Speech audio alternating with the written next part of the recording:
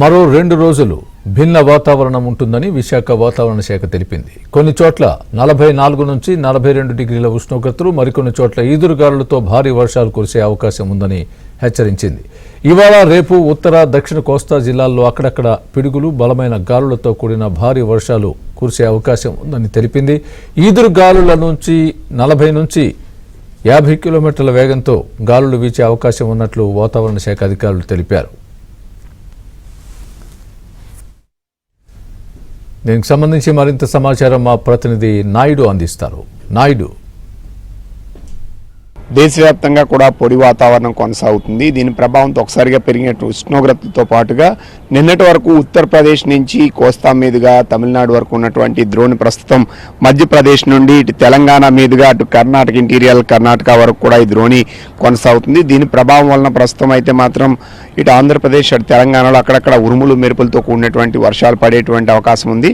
So రానున్న 2-3 రోజుల పాటు, ఈ రోజు చెదురుమదురుగా అక్కడక్కడ పడడానికి ఆస్కారం ఉంది. రానున్న 2-3 రోజుల పాటు ఇవి క్రమంగా పెరిగేటువంటి అవకాశం ఉందని చెప్పి వాతావరణ నిపుణులు అయితే అంచనా వేస్తున్నటువంటి పరిస్థితి కనిపిస్తుంది. సో దీని ప్రభావం వల్ల ఖచ్చితంగా ఉరుములు మెరుపులు ఉండేటప్పుడు విండ్ స్పీడ్ చూసుకుంటే 50 to 60 వరకు విండ్ స్పీడ్ ఉండేటువంటి అవకాశం ఉందని చెప్పి వాతావరణ నిపుణులు అంచనా వేస్తున్నారు. ఖచ్చితంగా ఉరుములు మెరుపులు అనేవి, ఎందుకంటే టెంపరేచర్స్ ఎప్పుడైతే పెరిగాయో దానికి తోడు ఒక ట్రఫ్ కూడా కొనసాగుతుంది కాబట్టి వీటి ప్రభావం వలన ఒక్కసారిగా అక్కడక్కడ లోకల్ ఫినామినా ఏర్పడి ఆటోమేటిక్గా రెయిన్స్ పడడానికి ఆస్కారం ఉంది. మరోవైపు సీ నుంచి కూడా కొంతవరకు విండ్ ప్యాటర్న్ ఉండడం, ఈ మీదన ఒక ట్రఫ్, ఒక ద్రోణి కొనసాగుతుండడంతో పాటుగా నిన్నటి వరకు చూస్తే ఛత్తీస్గఢ్ ఈ పరిసర ప్రాంతాల్లో కూడా ఒక ఉపరితల ఆవర్తనం కూడా ఉండేది. అయితే అది క్రమంగా కొంత బలహీనపడినప్పటికీ ద్రోణి అయితే ప్రస్తుతం మాత్రం కొనసాగుతున్నటువంటి పరిస్థితి అయితే ఉందని చెప్పి వాతావరణ నిపుణులు అంచనా వేస్తున్నారు. సో రాబోయే 2-3 రోజుల పాటు కూడా ఇటు ఆంధ్రప్రదేశ్లో అనేక చోట్ల, ఉత్తర కోస్తా జిల్లాలో ఎక్కువ చోట్ల ఆస్కారం ఉంది. అలాగే అటు దక్షిణ కోస్తా, రాయలసీమలో అక్కడక్కడ కూడా చెదురుమదురుగా ఉరుములు మెరుపులతో కూడినటువంటి వర్షాలతో పాటుగా ఈదురుగాలు ప్రభావం కూడా ఉంటుంది. కొంతవరకు అప్రమత్తం ఉండాల్సినటువంటి అవసరం ఉందని చెప్పి వాతావరణ నిపుణులు చెప్తున్నటువంటి పరిస్థితి. కనిష్టంగా ఉష్ణోగ్రతలు, ఎందుకంటే ఎక్కడైతే రెయిన్ యాక్టివిటీ ఉంది ఈ ప్రాంతంలో ఉష్ణోగ్రతలు క్రమంగా తగ్గుతున్నాయి.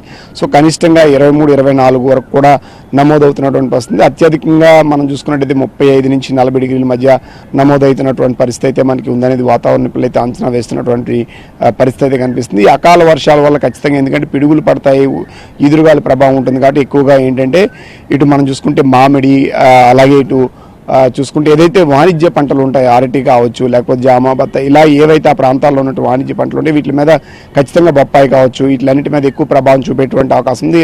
ఇది తీవ్ర నష్టం కూడా కలిగేటువంటి రైతులకి అవకాశం ఉంది కాబట్టి మరోవైపు ఖచ్చితంగా ఉరుములు మెరుపులు వచ్చే చోట అలర్ట్నెస్ ముందుగా ఉంటుంది కాబట్టి ఓపెన్ స్పేస్లో ఉండొద్దని చెప్పి ఎప్పటికప్పుడు వాతావరణ శాఖ హెచ్చరిస్తున్నటువంటి పరిస్థితి. నిన్న 8 మంది చనిపోయినటువంటి పరిస్థితి అయితే కనిపిస్తుంది. మనకు అత్యధికంగా నిన్న మనం కానీ చూసుకున్నట్లయితే దాదాపు 7 సెంటీమీటర్ల వరకు కూడా అత్యధికంగా వర్షపాతం నమోదైనటువంటి పరిస్థితి అయితే ఉంది.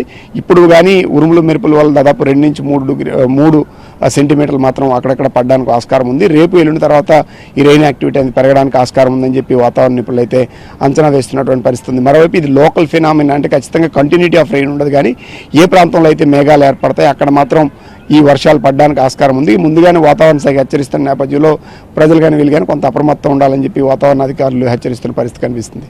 వీడియో జర్నలిస్ట్ విజయ్తో నాయుడు, విశాఖపట్నం నుండి.